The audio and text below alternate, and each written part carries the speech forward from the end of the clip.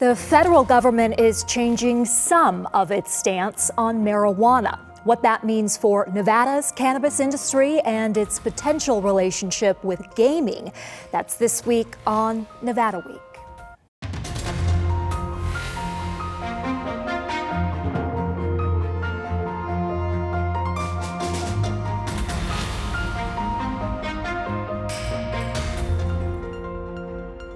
Support for Nevada Week is provided by Senator William H. Herrnstadt and other supporters.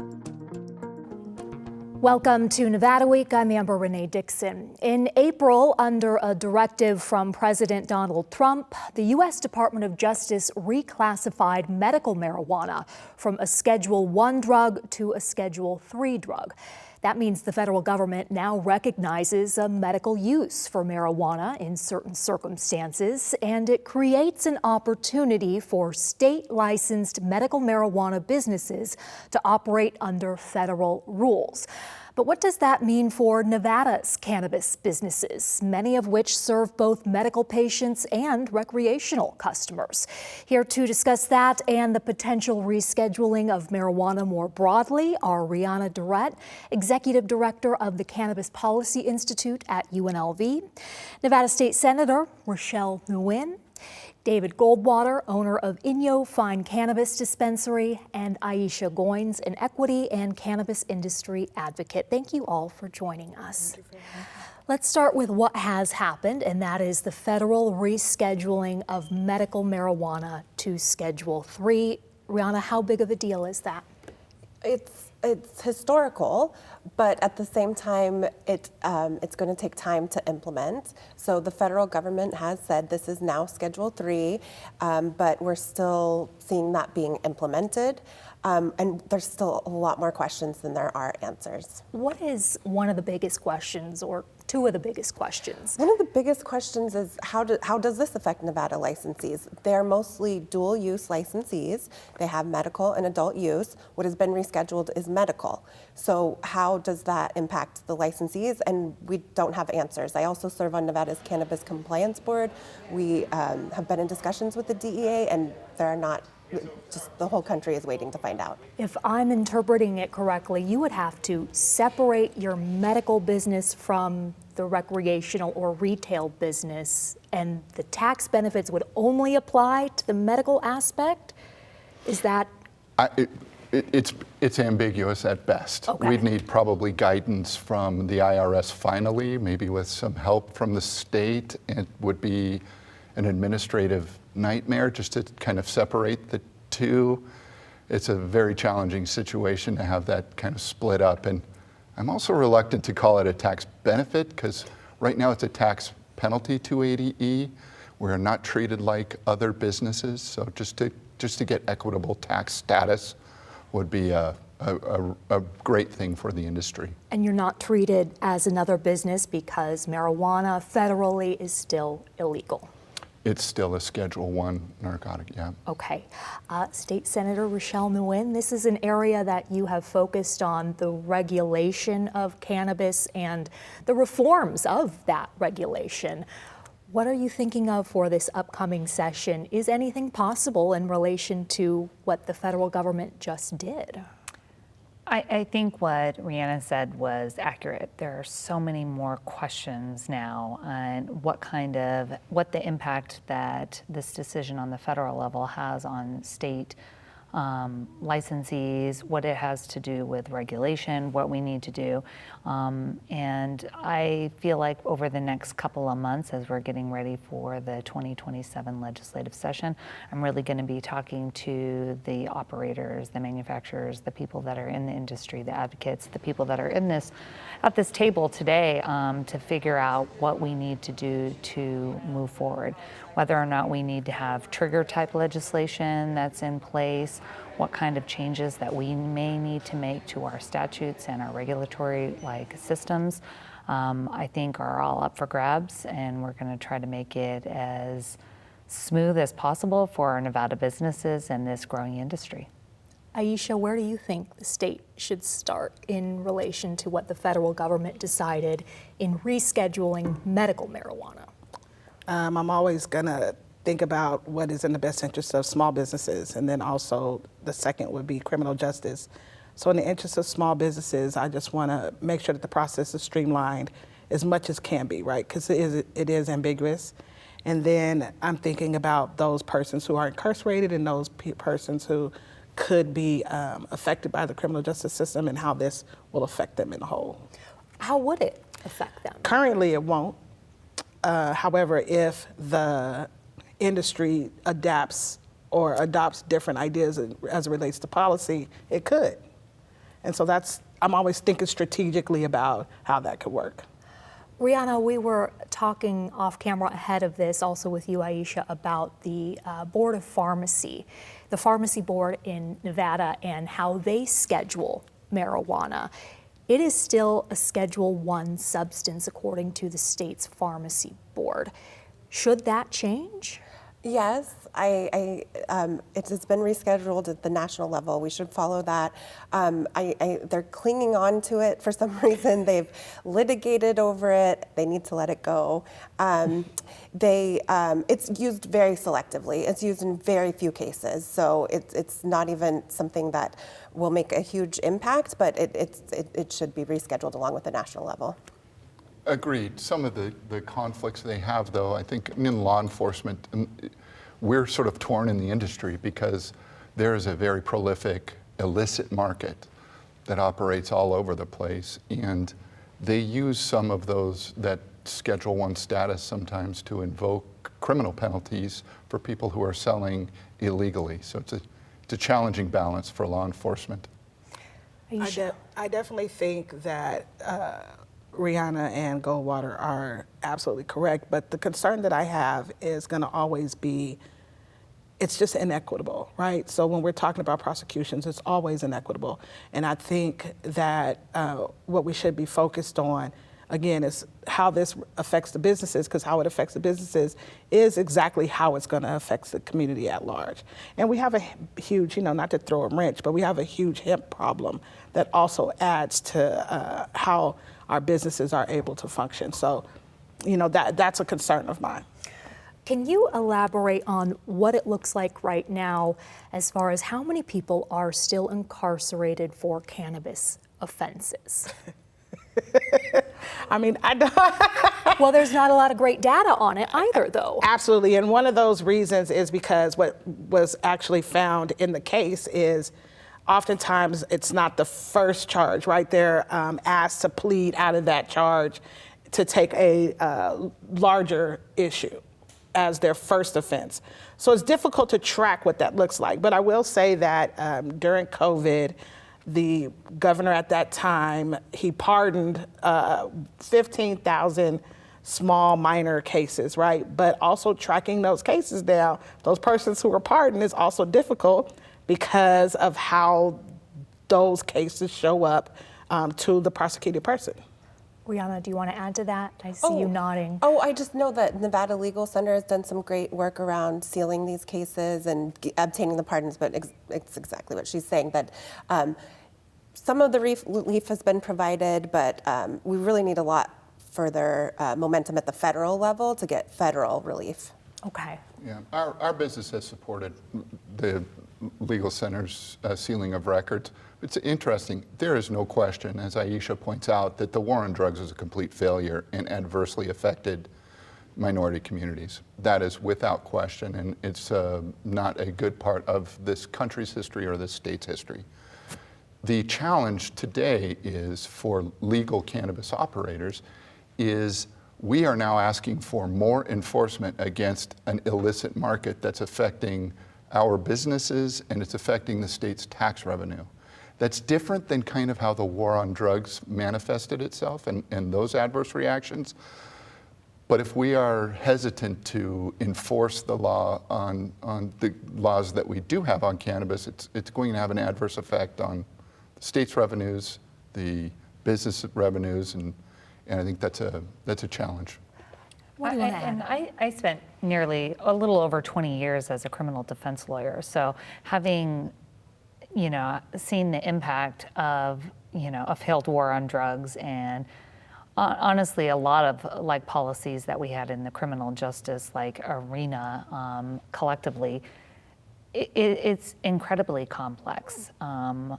Even our prosecutors struggle to like prosecute the illicit market because you have jury pools that are under the impression that it's recreationally legal, and so they don't want to incarcerate someone that is illicitly selling like cannabis on the black market, because at the end of the day, it still is weed, and there's a public perception, and so they're not able to prosecute those cases even when they do have them. And so I think there's probably been a movement amongst prosecutors across the country, and especially here in this state, to not prosecute the illicit market because it's so intertwined with public perception about recreational cannabis use.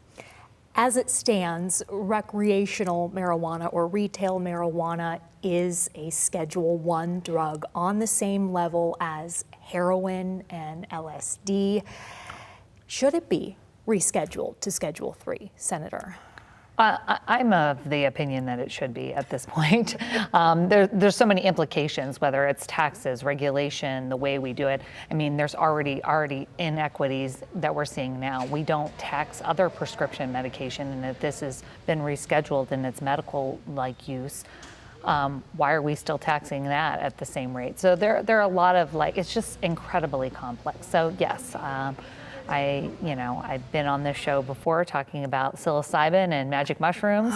Also, we talk about fentanyl, and we talk about marijuana, and we talk about things like psilocybin, and they're all Schedule I. So I think it's about time that we start looking at the science behind a lot of these natural substances and make some like hard decisions, and which actually aren't that hard. Okay.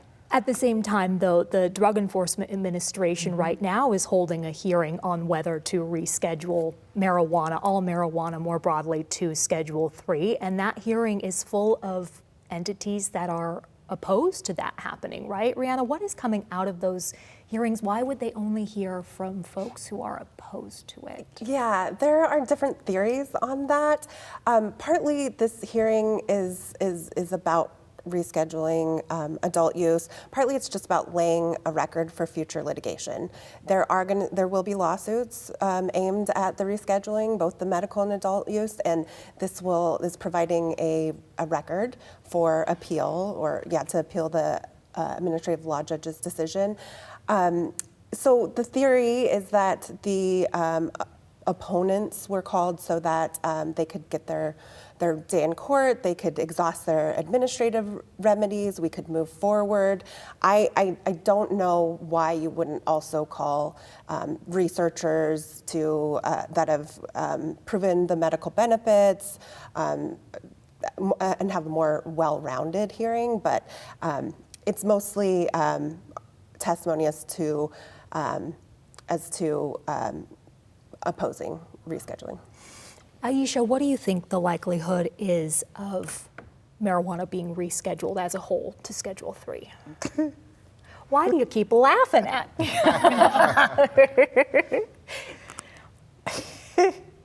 I partly laugh because I am, at this age in my life, I am just not as much of an optimist as I used to be, especially as we're watching government unfold, right? And so, do I think they will reschedule? I think there is a cost to the criminal justice system that falls in alignment with rescheduling.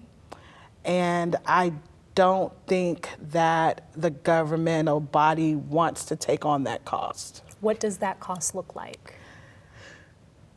If it's rescheduled, if adult use is rescheduled, then you have to take a look at all of the prosecutions that have happened prior, and then the penal system is moved and financially sound because of bodies, and cannabis has been largely used in many states for many years as an opportunity to add bodies to the penal system. And so when you take that away, that cost, I just don't see the governmental body taking that hit financially. You know, Amber, when it comes to rescheduling, I think it's worthwhile to kind of go back to first principles. Why was it put on Schedule 1 in the first place? How was it used then?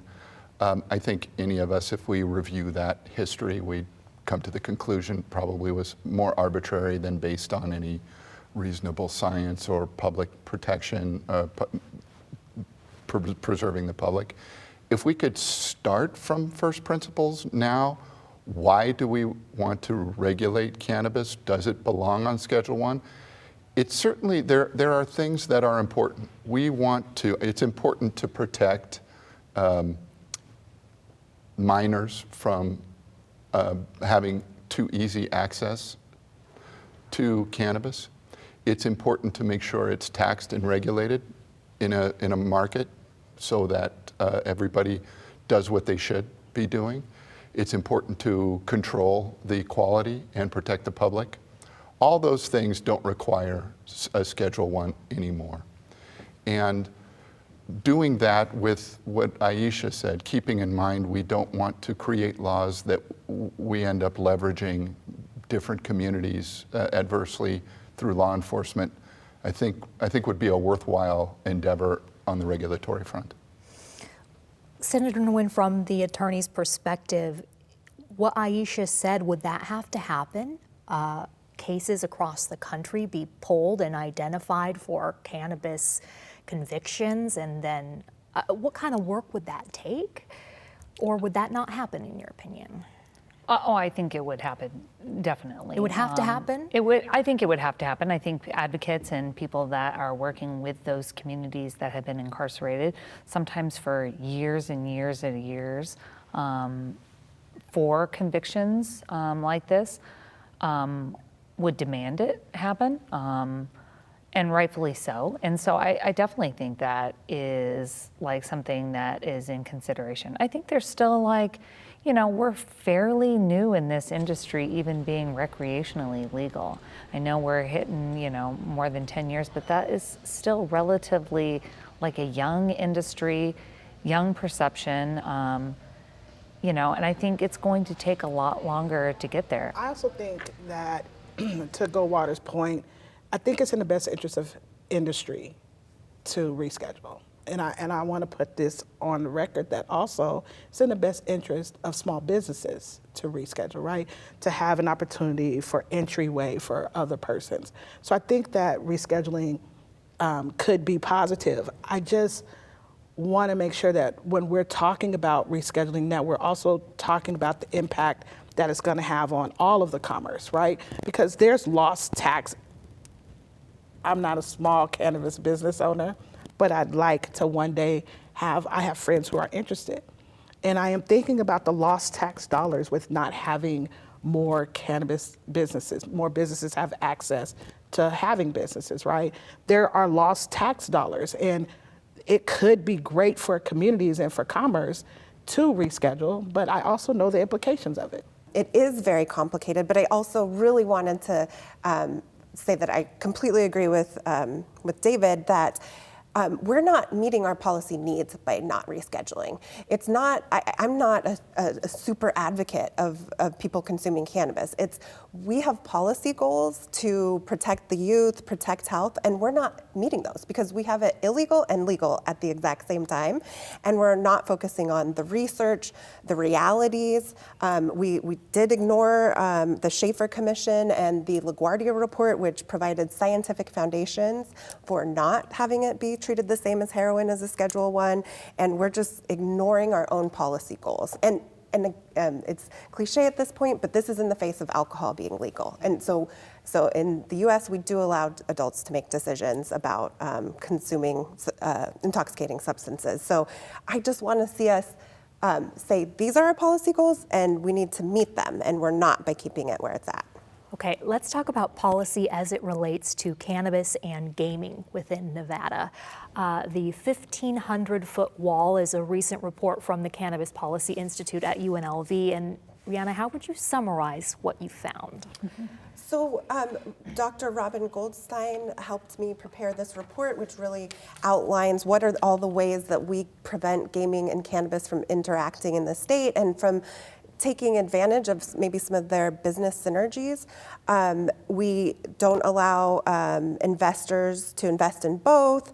We don't allow them to co-locate. We keep them 1,500 feet apart. And as we point out in the report, there's a 1,000-foot distance setback from cannabis facilities and schools, but there's a 1,500 setback from gaming establishments. So I think a lot of people can see that's kind of inconsistent with how we've treated them in other areas.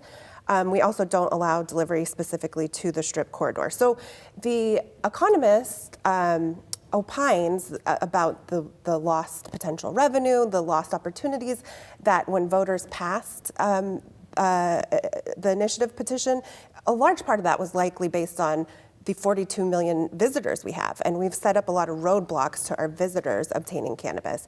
So he also opines that there's not really many benefits being seen. We're not improving public health or public safety by putting up these roadblocks.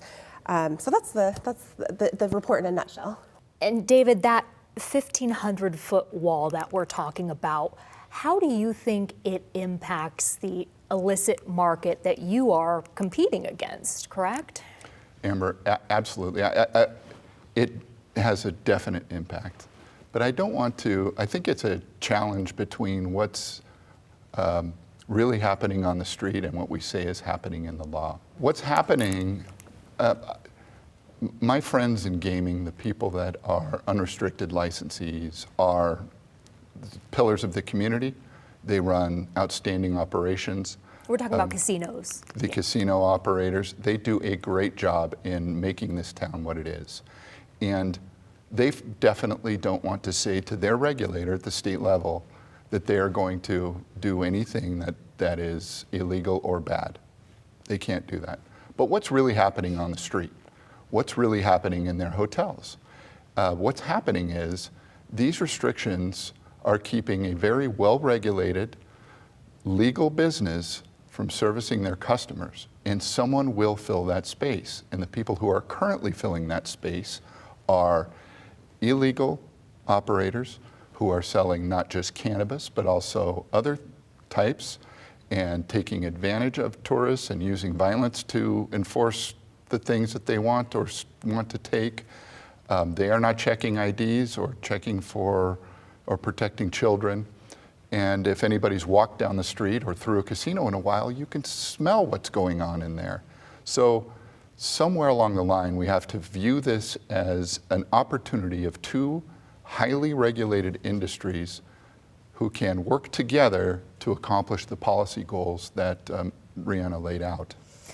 The reality right now is that tourists will come to the Las Vegas Strip, and if they want to legally purchase marijuana, they need to get in a taxi or a car, an Uber, and drive to a dispensary in order to purchase it, right? And they cannot have it delivered. That's not legal, but that is happening. When you think of that reality, Senator, where do you start with trying to address it? I mean, I recognize the struggles and the concerns that our resort corridor and our tourism industry has, especially around gaming. They don't want to do anything to disrupt something that is currently like federally illegal. They don't want it to interrupt already their highly regulated market, their taxation structure, everything about their dealing with. They don't want to worry about that. They also have concerns about the employees that they have in their facilities being, subject to cannabis smoke, any of those kind of things. And so I think on paper and the reality of the regulation that they're undergoing is that they have to address that. To what David had said, I mean, you could just walk in there and with your own ears, eyes, and nose, you can see that it is going on unlawfully and illegally there. And so I think it's just trying to figure out what that balance is. And we've heard as a part of the Cannabis Policy Institute that there are some, gaming companies out there that want to explore having cannabis and being able to have dual licenses and being able to like figure out what steps they're going to take. But on the flip side, there are a lot of industries that they hear from their consumers, they hear from tourists that they don't want that in their facilities. They don't want it, they don't want to have to walk through it. So I think there's a lot of conversations to have, and it just goes to how complex this is and how it is a very fine balancing, act that we're, in the position to like determine. Amber, can I add that I think as part of the report and the panel discussions we have at the CPI, the motivation isn't to pursue any specific changes. It's to open up the conversation because it's a really old conversation. The first order that was imposed on the gaming industry was in 2014. It was a notice to licensees that they couldn't invest in the cannabis industry. So that's been 12 years. So the issue is just let's dust off the conversation. It's mostly been based on the legal status. The legal status has changed. At least for medical, it is currently Schedule 3. So it's about figuring out what that means and how ultimately that could or should be implemented in Nevada. Okay. We did reach out to the Gaming Compliance Board, and they do not consider the rescheduling of medical marijuana as something that will impact them, but they are monitoring the situation and say they will address it when things change. Hopefully we have been part of brushing off that old conversation. Thank you all for joining us, and thank you for watching. For any of the resources discussed, including a link to the UNLV Cannabis Policy Institute report, The 1500-Foot Wall, go to vegaspbs.org/Nevada Week, and we'll see you next week on Nevada Week.